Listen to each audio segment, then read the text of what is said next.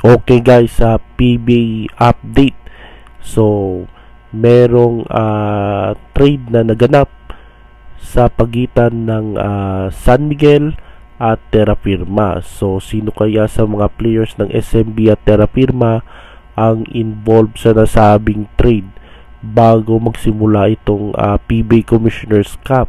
So, according sa Spin PH, ang mga nasabing players na involved sa major trade ay itong sina veteran SMB veteran Terence Romeo at Vic Manuel.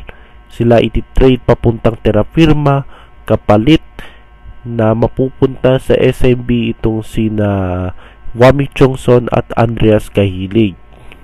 So, anong masasabi nyo guys sa nasabing trade? Fair ba? Sino bang nanalo sa pagitan ng dalawa? So, sa mga players na na-involved, so unahin natin itong si Wami Chongson. So, nung nakaraan ay nililigawan itong si Wami Chongson na mapunta sa Ginebra. Ngayon, hindi nagkatotoo, napunta siya sa San Miguel. So, malaking bagay yan ng SMB na mapunta sa kanila itong si Wami dahil scorer to guys, no? At may ability sa 3-point shooting, kaya malaking bagay sa SMB itong si Wami Chongson. Sa Terra Firma naman, napunta sa kanila si Terence Romeo. So, posible magsasama uli si Terence Romeo at Stanley Pringle, na una ay nagsama itong dalawa sa Global Port na ngayon ay Northport.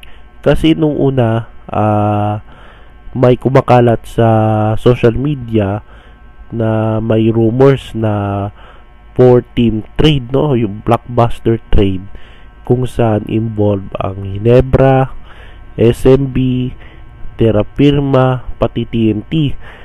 So, yung rumor na yon na mapupunta si Christian Standhardinger sa TNT, tapos JP Eram ata tsaka Mikey Williams mapupunta sa Ginebra, then Maverick Kahamis yata sa San Miguel, at Terence Romeo sa Terra Firma.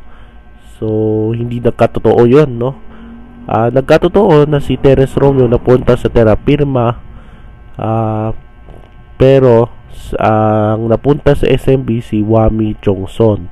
So, mukhang di magkatotoo yung 4-team trade dahil sa nangyari, no, sa pagitan ng SMB at Terra Firma.